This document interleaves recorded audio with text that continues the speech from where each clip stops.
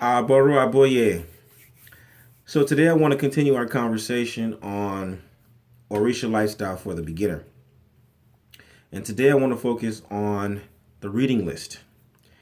And this is a great topic because maybe a week ago somebody asked me about good books to read, and I stuttered like I'm stuttering right now because I couldn't think of a really comprehensive reading list for a beginner. And the reason is, very briefly, that it's Orisha lifestyle for a reason. It really isn't a religion. And if you approach it as a religion exclusively, it isn't going to really make sense. You'll be very closed. You'll be very narrow, and you're going to miss almost everything. You're going to miss almost everything if you approach it as a religion. And so in a lifestyle becomes important that that you're aware of the different concepts and the vastness of a worldview. Okay, when you want to understand the lifestyle of a group of people, it isn't just rituals and ceremonies.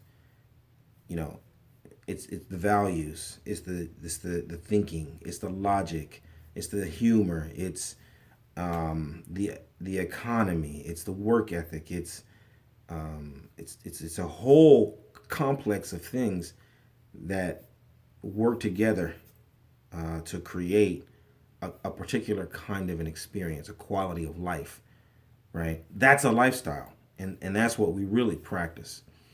So to capture all that in a book, it's not easy, right? So here's a sequence, right? This is my first round sequence at what you should read. Where do you start in that process of understanding this lifestyle, right? I would say without hesitation or doubt, the first place you want to start is with my own book, The Fundamentals of Orisha Lifestyle.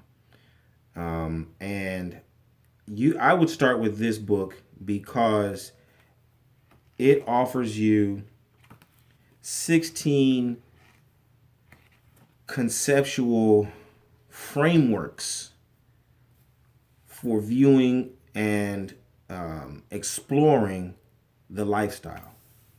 Right. After you've read my book, you're gonna know the assumptions of the belief system, all the basic assumptions, you know, are here, and they're here within a cultural context, and they're laid out within a kind of a framework and a structure that reinforces the religious psychology, if you will, of the people, right? So we're making reference to Proverbs and Oduifa and, social institutions, right? We're talking about the belief system, the way the people themselves understand it. And we're using the indigenous knowledge systems as the points of reference for, defining why this is a fundamental element of the belief system. So that's why this book is where you start. All right. Next, after you've read that book, then I would say the second book is The Yoruba of Southwestern Nigeria by William Bascom, because this book is going to give you a even more detailed understanding of who the Yoruba people are in space and time. Okay, he's going to go all into the material culture and explain with a fair amount of detail without it being overwhelming who the Yoruba are. Right. So when you combine these two, you will have a very clear understanding of Orisha lifestyle as a part of Yoruba civilization. Okay. The third book that I would recommend that you read is going back to a strictly theological religious framework, which is Olodumare by Idowu. Okay, this book is excellent because it is written from a theological perspective.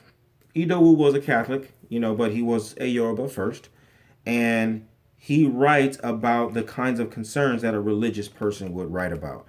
And so, with the assumption that you are approaching this with an interest of understanding the religion, right, or what it's like, this book is superb because it is written with a religious template, and he covers a nice broad spectrum of the divinities and the values associated with all the divinities and the ways in which they all converge upon Olodumare, the Supreme Being. The last book that I would recommend is this one by Tracy Hooks. This is Yoruba Traditions and African American Religious Nationalism. Very good book. Indispensable reference guide. You're not going to be able to read this one as fast as you read the other three. I got to tell you, this is more dense, and it's more it's a lot more comprehensive in terms of names, dates. It's a lot more recent stuff. This is talking about African American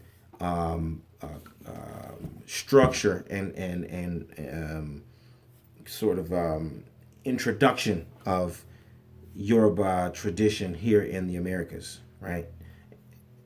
And you really can't understand where we are and how we practice the tradition clearly until you read this book. Once you start going through the Tracy Hooks, then you're going to be able to understand everything that's going on from Detroit to Miami to New York to Oakland. You're going to be able to understand it all a lot better, and it won't, you won't be surprised by too much.